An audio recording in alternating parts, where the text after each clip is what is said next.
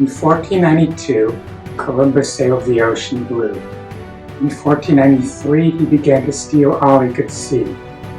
The author of this quote is unknown.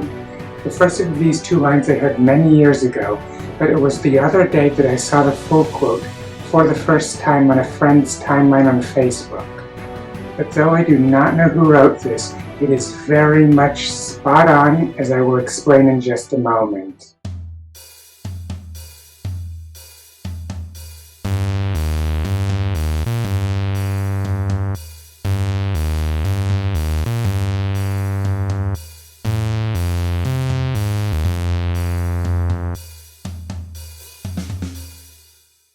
Hello Internet, this is Sophia, the Red Angel, doing my best on this channel to bolster social justice and the general betterment of society through the powers of logic, reason, and respect for evidence.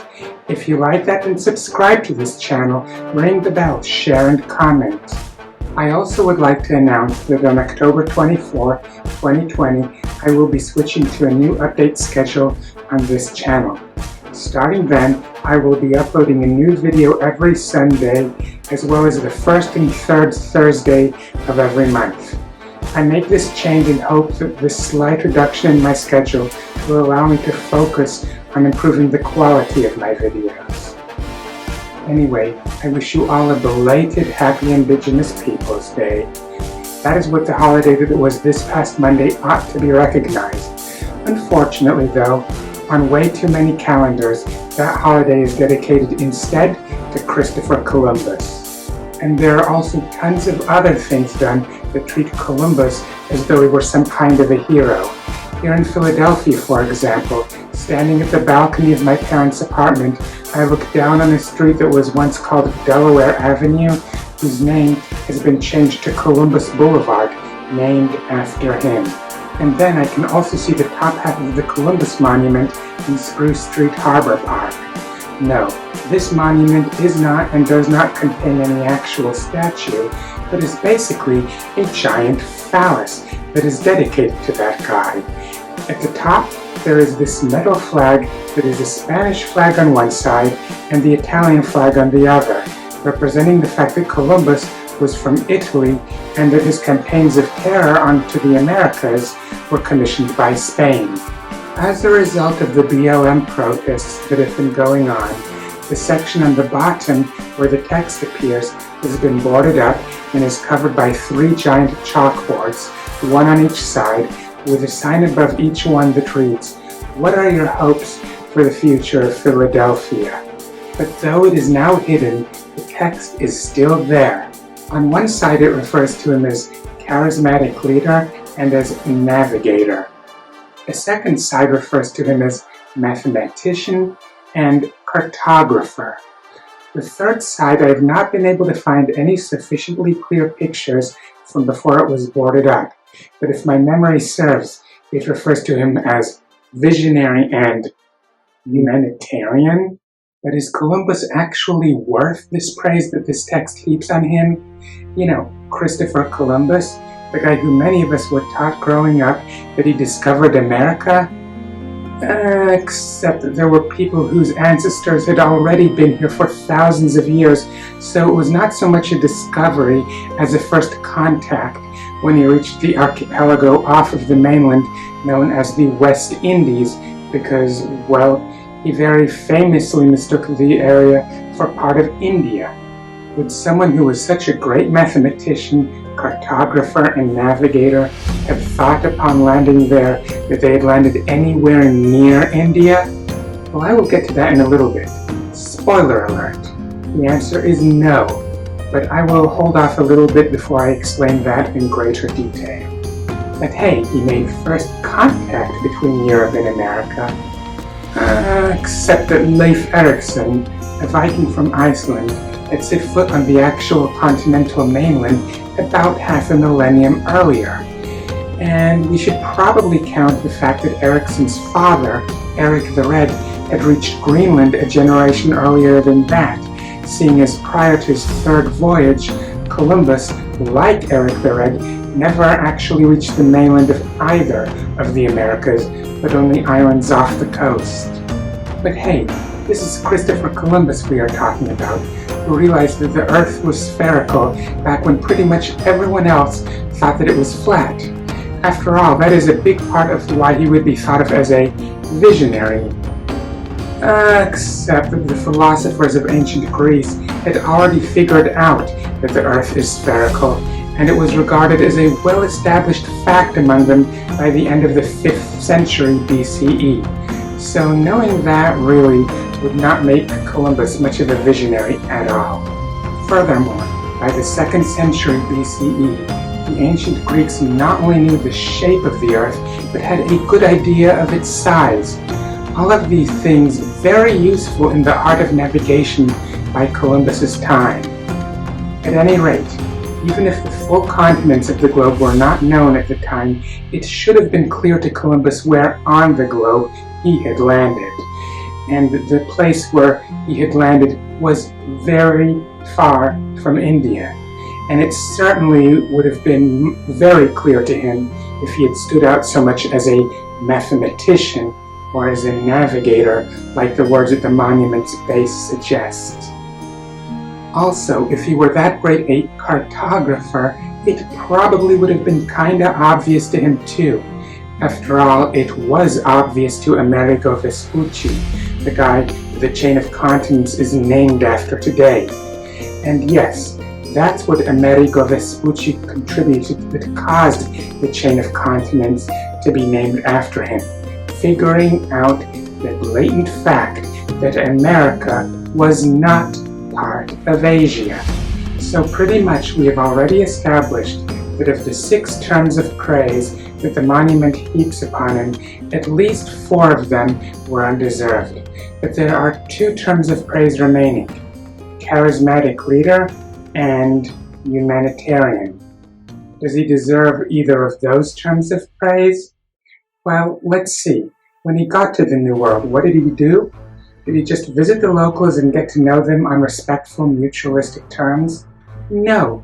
He established a government there without any kind of consent by the locals, taxed them mercilessly without any representation, and exerted draconian punishment on them when they were unable to pay.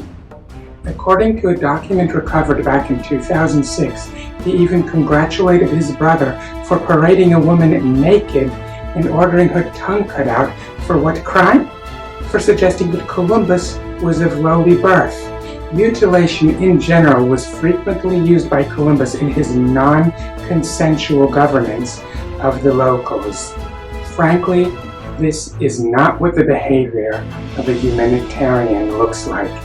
This is the conduct of a brutal tyrant.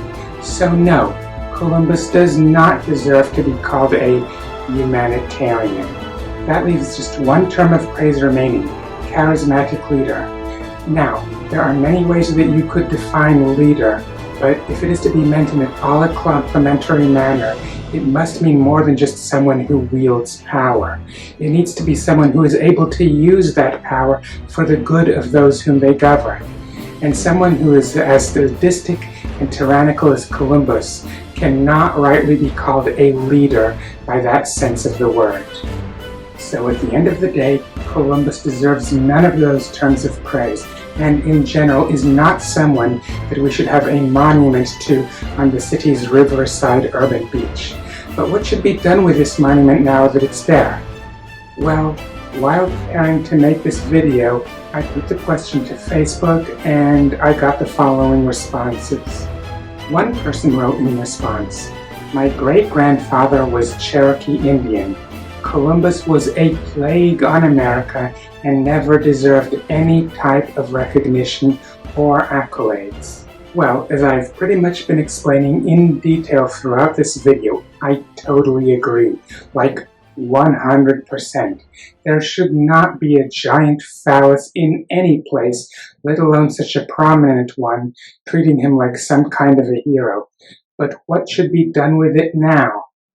A lot of the responses that I got called for the complete removal of the monument. However, another response that I got presents an interesting idea. This person, while referring to the move to put blackboards around the base, wrote, It's a good move, I think. I think replacing it with another text would be a good idea in the long term. Replacing the text is definitely a good idea that I can get behind. Rededicating the monument is also a good option. The question is who to rededicate it to, and there are a number of options in that regard. A lot of people suggest that the monument should be rededicated to the indigenous people whose oppression Columbus initiated. And doing that is definitely better than letting the monument remain there as is, and in my opinion is much better than even removing it altogether.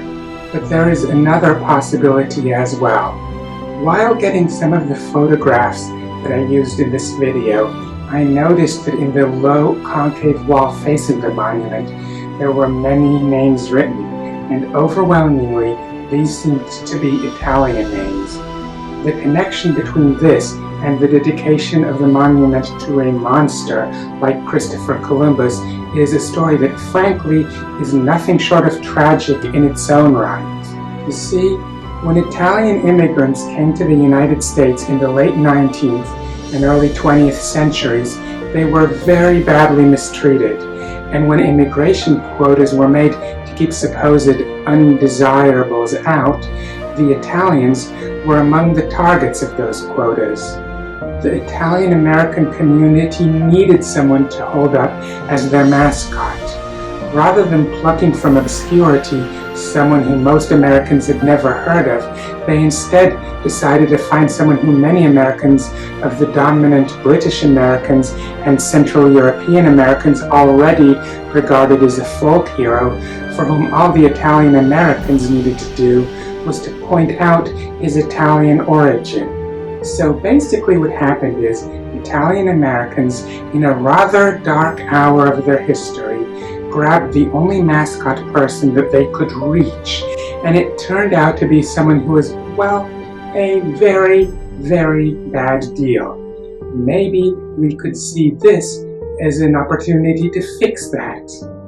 I am sure that there are lots of Italian Americans in history who are far more worthy than Columbus of having a monument dedicated to them. Maybe we could ask the Italian American community to pick one of them and then rededicate the monument to that person with enough renovation to make the rededication credible. But whether the monument is removed, rededicated to the indigenous people whose oppression Columbus initiated, or rededicated to a more worthy Italian American, one of those things needs to be done. Because to keep it there and keep it dedicated to Columbus, with or without blackboards hiding the dedication, is just plain wrong. Anywho, I hope that you see value in this video. Please hit the thumbs up button and leave your comment in the comments area below. Make sure that you are subscribed to this channel and that the bell icon is active so as to increase the chance that you receive notifications when I upload new videos to this channel in the future. Share this video with your friends and everyone else, whether by social media or by whatever other means. And until next time, see ya!